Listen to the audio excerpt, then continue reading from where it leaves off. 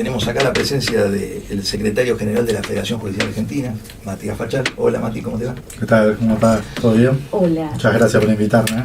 Y te estábamos charlando, que fue parte de lo que hicimos en la introducción del programa, de que parte de la justicia es lo que está sucediendo con los trabajadores y las trabajadoras del Poder Judicial. Tremendo. No alcanzaría solamente con que mañana, así de gol del día a la noche, nombren a todos los jueces nacionales, todos los jueces que, no, porque también que faltan. Trabajadores. Porque si los empleados están sobrecargados de tareas, porque faltan trabajadores, si los trabajadores no reciben la remuneración que corresponde, si van perdiendo, es difícil que la justicia tenga un nivel de agilidad. Entonces, lo que te quería preguntar primero es cómo analizás vos, a través de la federación, que nuclea a más de 20 gremios a nivel nacional, de todos los poderes judiciales provinciales y nacionales, la problemática que hoy tenemos a nivel salarial. Bueno, para resumirlo, la gran disparidad obviamente que hay. Y eso hoy no obedece a ningún patrón, siempre por ahí se establecía, bueno, en las provincias donde los costos de vida quizás eran más bajos, los salarios eran más bajos. Hoy eso está bastante desvirtuado porque el costo de vida en cualquier ciudad grande del país es muy elevado, exactamente, y no hay un correlato así directo sobre el valor del salario y ese costo de vida. Sin embargo, sí, esa disparidad, ¿no? Esa heterogeneidad de los salarios es la regla. Como muestra un botón, cruzamos acá la General Paz o el Riachuelo y son entre la mitad a un tercio de lo que son acá en la ciudad de Buenos Aires o en el Poder Judicial de la Nación. Sí, yo tengo amigos en el Poder Judicial de provincia que sí que son constantemente. Ahora muchos de esos compañeros y compañeras que trabajan en la provincia de Buenos Aires viven en la ciudad de Buenos Aires. Cruzan todos los días la General Paz o el Riachuelo para ir a trabajar, con lo cual su costo de vida es el mismo que tenemos nosotros acá en la ciudad de Buenos Aires. O por ejemplo, provincias como Mendoza, por citar, Córdoba, que son provincias con costo de vida elevado, están entre el pelotón de los salarios más bajos del país, por dar algunos ejemplos.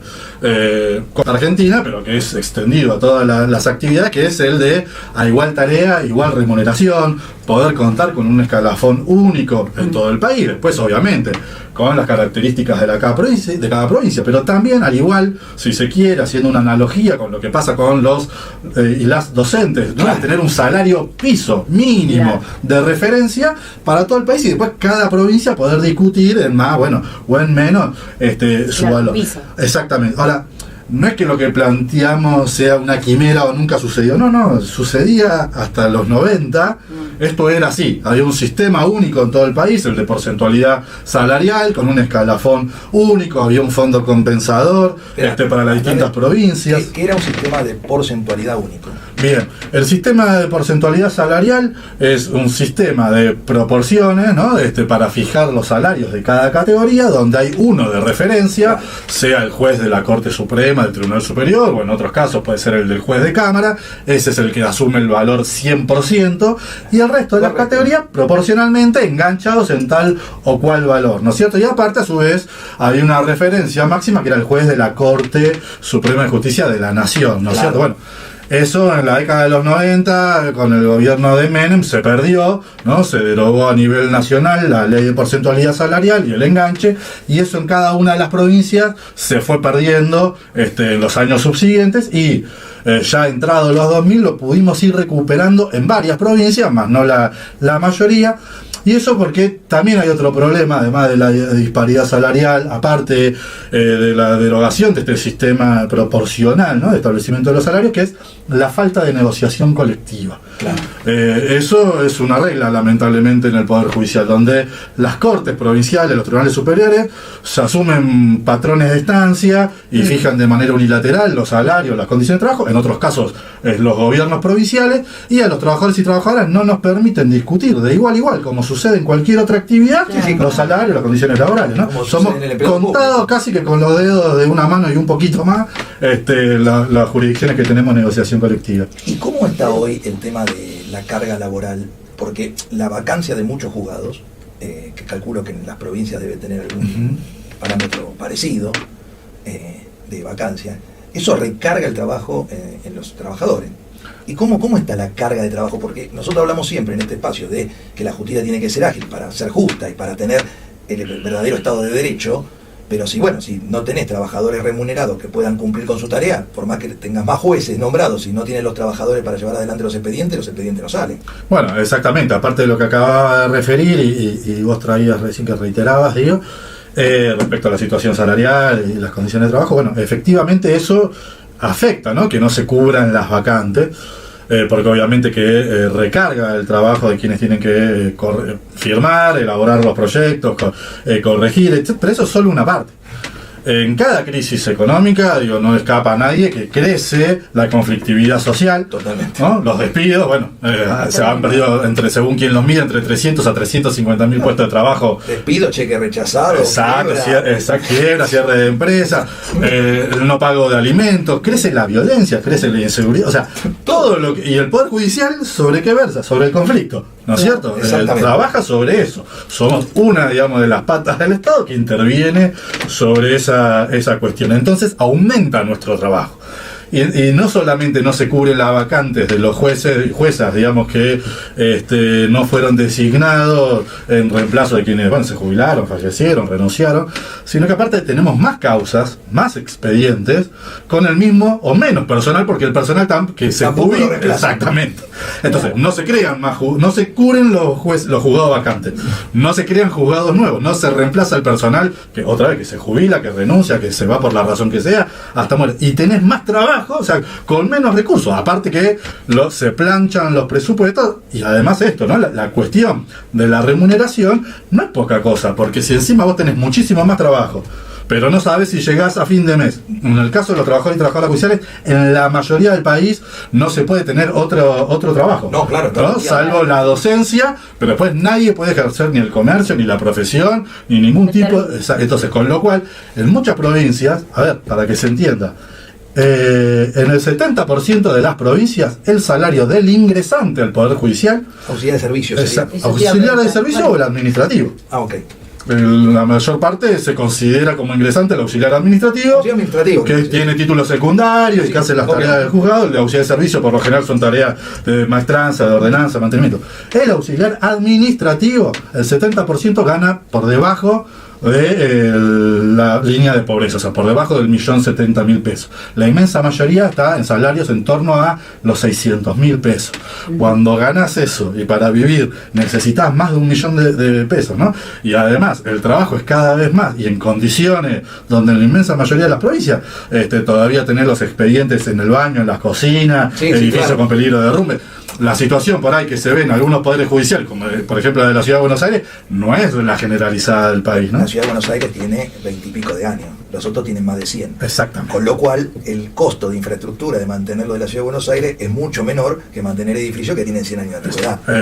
Otra vez, sin ir muy lejos, o sea, no solo cruzando la General Paz, sino que acá mismo el Poder Judicial de la Nación, ¿no es cierto? El Poder Judicial de la Nación hubo un tiempo en los últimos años que invirtió en alguna infraestructura, pero durante muchos años el Poder Judicial Nacional solo absorbía edificios de herencia vacante que estaban en el estado que estaban. Había uno en Juncal que no te dejaban entrar porque el piso se caía. Exacto. En muchas provincias, más allá de que en algunos lados se haya atendido a ciudades judiciales, a edificios nuevos, otra vez, muy pocas jurisdicciones en proporción de lo que se requiere hoy. Pero además, más allá de que ahora avance la tecnología y hablemos, del trabajo híbrido, ¿no? Que es esta cosa semipresencial o algo remoto y otra en el juzgado, sistemas de gestión de expedientes completamente digitalizados, el expediente digital o electrónico, lo propio la notificación o el escrito, o hasta incluso la implementación muy todavía en etapa larval, ¿no? De prueba piloto de la inteligencia artificial. Eso tampoco es el común denominador en el país, porque primero tiene que resolver las situaciones, digamos, de infraestructura, ¿no? De redes, del ancho de banda de internet, del parque informático, ya sea en el juzgado o en tu casa. Exactamente. Acá hace 60 kilómetros y ya no hay señal de celular muchas veces. Bueno, por ahí se piensa en un futuro que no es tampoco tanto en la realidad. Y esa gestión de expedientes completamente digitalizados, el expediente digital o electrónico, lo propio la notificación o el escrito, o hasta incluso la implementación muy todavía en etapa larval, ¿no? De prueba piloto de la inteligencia artificial, eso tampoco es el común denominador en el país, porque primero tiene que resolver las situaciones, digamos, de infraestructura, ¿no? De redes, del ancho de banda de internet, Claro. del parque informático, digo, ya sea en el juzgado o en tu casa, exactamente. Digo, acá hace 60 kilómetros y ya no hay señal de celular muchas Tal veces. cual. Bueno, Te voy por a ahí decir se algo. piensa en un futuro que no es tampoco tanto en la No realidad. tenés que hacer 60 kilómetros. Hay lugares en la ciudad de Buenos Aires probados por mi propio celular. Ujú. Primera junta es uno. Mi red de celular en primera junta se muere. Bueno. Como si cayera. No estoy hablando de. Mira. Primera junta. Por ejemplo. Pasás caminando por ahí, se queda.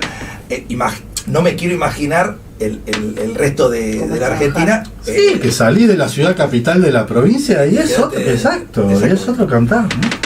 Y hablando de esto, un tema que está como en agenda, de hecho también quiero que nos cuente cuál es la actividad que va a haber en la semana con respecto a esto, es que ¿cómo va a ser el futuro del trabajo en el Poder Judicial con esto de la irrupción, no de la tecnología, porque el Poder Judicial ya tiene tecnología, tiene digitalización, sino con la irrupción de la inteligencia artificial, donde pareciera que va a ocupar o va a hacer el trabajo que mentalmente hacíamos los humanos en los expedientes judiciales?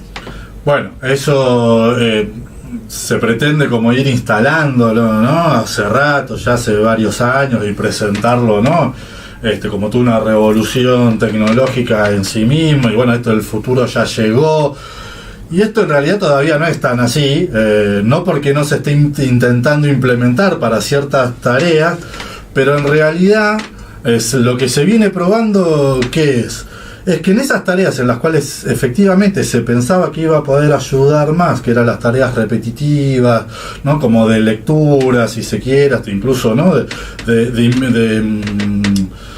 No de investigación, porque eso, bueno, es irreemplazable la mente humana y la mano del trabajador o de la trabajadora, pero en las tareas esas más repetitivas es donde más viene fallando la inteligencia artificial.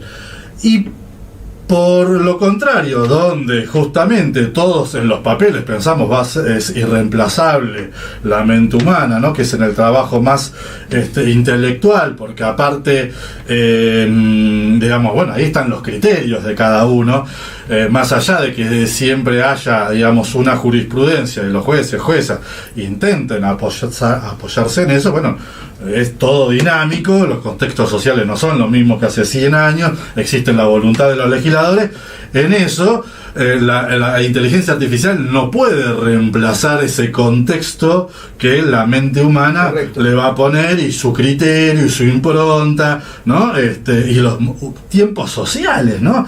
No es lo mismo juzgar con los ojos de hoy algo que sucedió hace 50 años como a la inversa, con los Claro. ojos de hace 50 años lo que está pasando hoy. Entonces ahí la inteligencia artificial, donde por ahí se mete a crear, es lo que después, bueno, hay que revisarla constantemente, porque en esto de crear puede tomarse sus licencias. Y tiene sesgos bastante marcados. Exactamente, justamente, la inteligencia en realidad no es una cuestión que piense por sí sola, sino que se programa y se entrena, y eso lo hace un determinado sector financiado por determinadas Y aparte porque la información que utiliza organizaciones, ¿no? es la Big Data que existe en la red, y la Big Data no tiene toda la información de antes del siglo de 1950. ¿Por qué? Porque antes de 1950 nadie cargaba la computadora. Estoy tomando 1950 para irme bastante más atrás, pero podrían venir mucho más cerca. Pero lo que vos decías, ¿por qué decís que falla en las tareas rutinarias como, yo qué sé, los escritos de mero trámite o los interlocutorios? ¿Por qué Claro, falla? porque eso, o sea, si bien sí lo puede ir haciendo, el tema es en la búsqueda así de antecedentes o de contextos o de datos que vaya a generar o cosas por el estilo. Si bien sí, si uno carga todo y lo revisa y lo despacha de mero trámite, eso lo va a poder, y lo viene haciendo, el tema es después la revisión y control de eso, que es a mansalva, porque no lo está haciendo un humano o una persona. Eso de si va con el tiempo procesal del expediente, con el expediente, ¿no? Los que hemos tenido la tarea de despachar los expedientes, cuando se recibe un escrito, uno, bueno, lo primero que hace, no solo cotejar si se corresponde con el expediente, sino con el tiempo procesal del mismo, y uno tiene que revisar eso. Si lo que se intenta es como en una máquina de hacer chorizos, que vaya todo automatizado, la cantidad de errores sube, crece en ese sentido, porque claro, es imposible revisar a granel cosas que, digamos, uno no hizo. Claro. Como agarrar 1000 expedientes a ver una sola persona, a ver si eso se hizo. Con lo cual, los tiempos que te insume la revisión o el control de eso es casi que el mismo en que hacerlo uno mismo. Digamos, entonces ahí es donde todavía lo que se suponía que sí nos iba a poder reemplazar, vamos a decir así, no sería tan así. En lo que nos podría llegar a reemplazar, que es en la cuestión esta de creación teórica, bueno, también tiene demasiada, digamos, creatividad, bueno, ahí es donde uno tiene que imponer un criterio y donde no dejar primar el sesgo, ¿no?, de la jurisprudencia que pueda citar la inteligencia artificial, y mucho menos el sesgo de quien programa o de quien financia la programación de eso, ¿no? Sí, totalmente. Ojo, no estamos diciendo con esto no se puede emplear. O sea, lo que está por ahí es más atrasada su implementación, si se quiere, de lo que se podría pensar, o más limitadas ciertas tareas, ¿no es cierto?, donde son más mecánicas todavía en lo que puede asistir y ver si hay una mejora en el tiempo del trabajo. Porque en definitiva esto tiene que ayudar a eso, a reducir los tiempos de trabajo, de gestión del expediente y los plazos procesales, ¿no?, de respuesta judicial.